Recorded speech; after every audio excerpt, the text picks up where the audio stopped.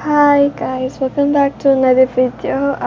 Sorry if I haven't been posting for a while since I was stuck with second grading and studying. So after second grading, like I think 2 days ago, or maybe yeah, 2 days ago, I just noticed that we have 90 plus subscribers, and I I have no words. I want to say thank you so much to those who subscribe. So in return, I'm going to read you another fan fiction. Okay, let's get on with the fan fiction. I hope you enjoy. Levi Ex-Injured Reader by Rhea Britannia. Sorry if I pronounce your name wrong. Medic, we need a medic now. He whimpered in pain as Levi burst into the makeshift infirmary carrying you in his arms. A woman with a white armband rushed to you. What happened? A titan smashed through a building and some of the debris hit her leg, Levi explained quickly. Now help her. She's already lost a lot of blood. The medic nodded. This way. She led Levi through the abandoned house that the medical squad has turned into an infirmary while the scouts established a base nearby.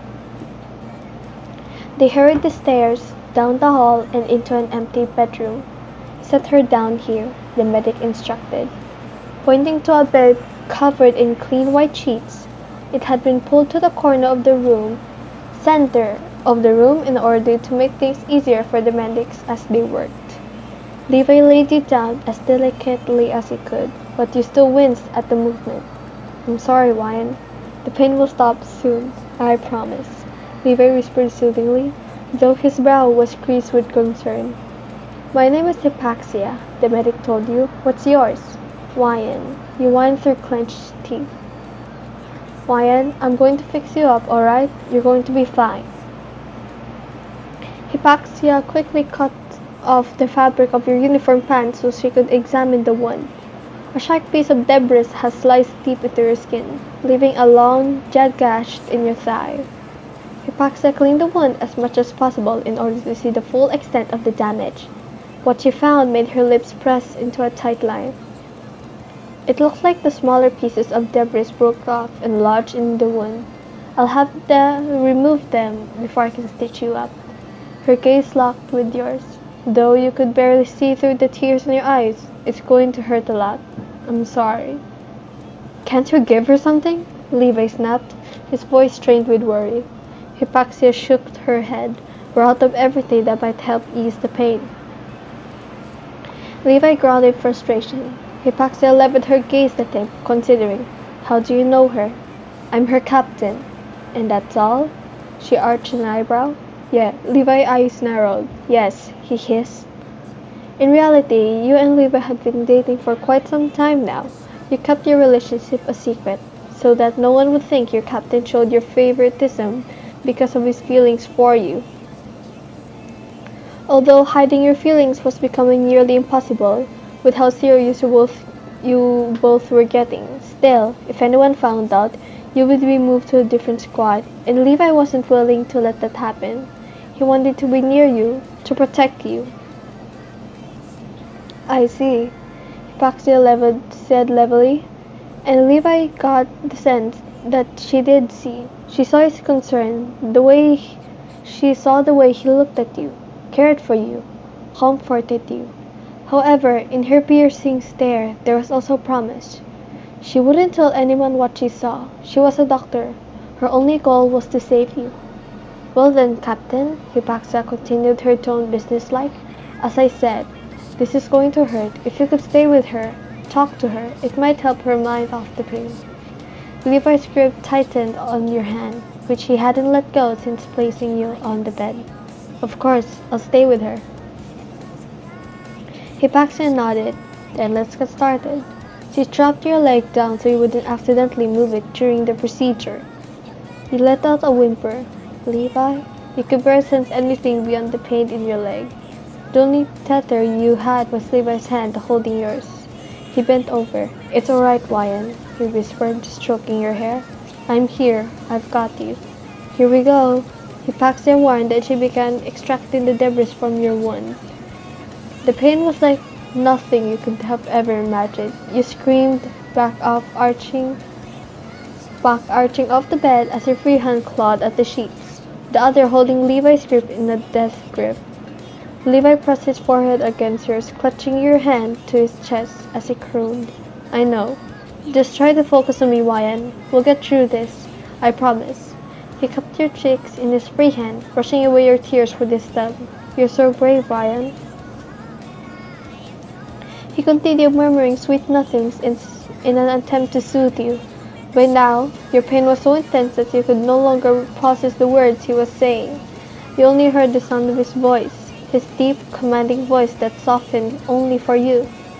You focused on that sound, gripped it like a lifeline as an agony threatened to tear you apart from the inside. Just one more, Hypaxia muttered. The revelation brought you back from the edge. It was almost over. You opened your eyes to see his gray-blue ones staring at you, filled with tenderness and concern. Levi, he cried between the sobs. I've got you, he murmured. Sweetheart, I've got you. Sweetheart? Levi had never said words like that. He usually called you Wyan or a brat. It was kind of a strange thing to think about it.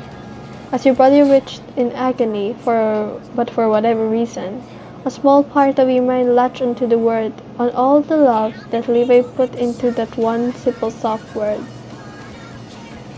You bit down on your scream, a high-pitched, keening sound escaping from your clenched teeth as the last cruel shard slid from your skin.